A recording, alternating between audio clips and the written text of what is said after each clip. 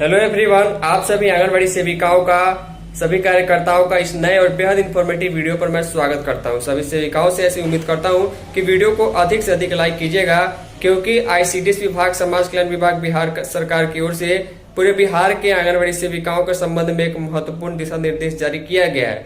अगर आप एक सेविका है, पुरानी सेविका है, आपने सुपरवाइजर के लिए फॉर्म भरा है या फिर आप सुपरवाइजर बनना चाहती हैं, लेकिन उसमें जो कंफ्यूजन है 10 वर्ष का एक्सपीरियंस और मिनिमम 10 वर्ष का अगर एक्सपीरियंस रहेगा तो आपको बोनस अंक जो दिया जाएगा उसके बारे में इसमें डिटेल जानकारी देखने को मिलेगी। बिना टाइम वेस्ट के चलिए आगे हम आपको पूरा डिटेल दिखाते हैं जो आईसीडीएस विभाग पटना से जारी किया गया है, जिसमें जो है एक्सपीरियंस किस हिसाब से काउंट होगा और बोनस पॉइंट जो दिया जा रहा है उसमें जो है क्या दिशा निर्देश रहने वाला है और हड़ताल की अवधि या मानदेय कटौती का इसमें क्या लेना देना है। चलिए चलते हैं लेटर की ओर।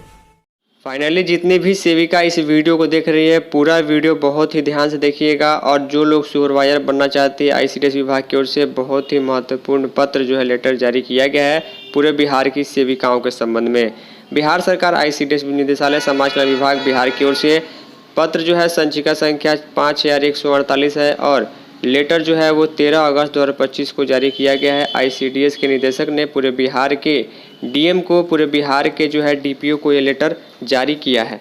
नीचे आते यहाँ पर पत्र का विषय आप लोग जरूर देख लीजिएगा, क्योंकि बहुत ही महत्वपूर्ण चीज़ है, आप लोगों को जानना जरूरी है। बहुत लोगों को इसके संबंध में कन्फ्यूजन है।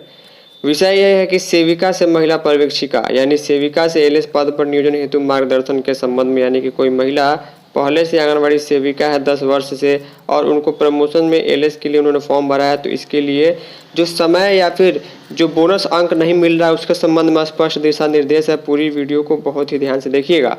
लिखा गया, महाशय उपयुक्त विषय सूचित करना है कि कतिपय जिला पदाधिकारियों या डीपीओ द्वारा सेविका से महिला पर्यवेक्षिका के पद पर नियोजन नियमावली 1846 दिनांक 10 जून 2010 में उल्लेखित प्रावधानों से संबंधित मार्गदर्शन की मांग की गई है। मार्गदर्शन में आईसीडीएस विभाग ने यह डिटेल जारी किया है।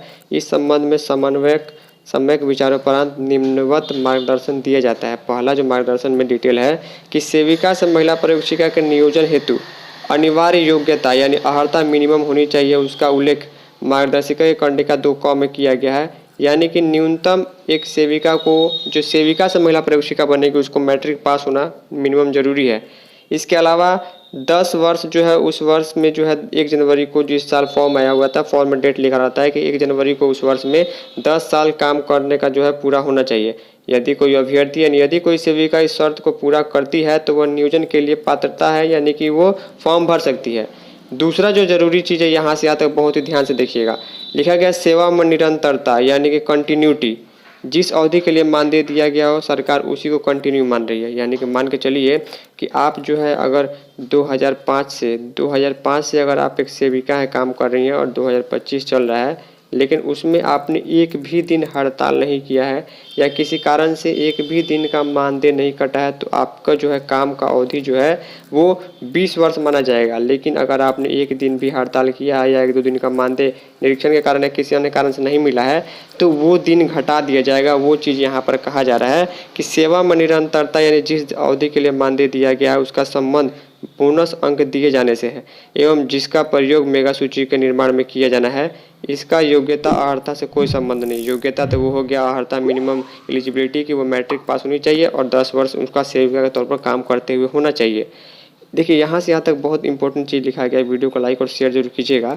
इसका सीधा एवं स्पष्ट अर्थ यह है कि यदि किसी सेविका का हड़ताल या किसी अन्य कारणों से 10 वर्षों की निरंतर सेवा नहीं रहती है तो उसे 10 बोनस अंक नहीं दिए जाएंगे, किंतु उसे नियोजन हेतु अयोग्य नहीं माना जाएगा।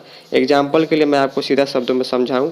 मान के चलिए कि आपकी जो बहाली है वर्ष 2014 में हुई थी और वर्ष 2025 में अगर काम करते हुए डेट के ईयर के हिसाब से देखा जाए तो वो महिला, वो सेविका 11 वर्ष से जो है वो काम कर रही है। 2014 में इनकी बहाली होती है, 2025 में इनका 11 वर्ष एज ए सेविका के तौर पर काम करने के लिए हो रहा है। अगर ये सेविका जो है मैट्रिक की है तो इनका जो है फॉर्म जो है एलएस बनने के लिए भरा जाएगा।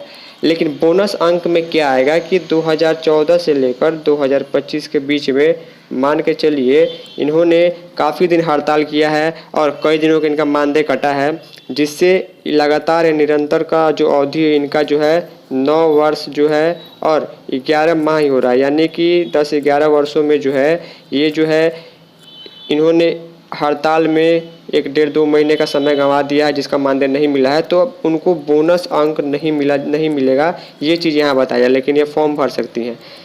बोनस अंकों के निर्धारण के संबंध में पूर्व से निर्देशिका 5 में स्पष्ट प्रावधान अंकित है। अतएव उक्त तथ्यों के आधार पर चयन की कार्रवाई यथाशीघ्र पूरी कर ली जाए। यानी कि जो चयन के लिए फॉर्म भरा गया था उस पर कार्रवाई होगी और जल्द ही जो है यहाँ पर फॉर्म के हिसाब से जो है मेगा सूची निकाली जाएगी। ये डिटेल था सभी सेविकाओं के लिए सभी जिलों में।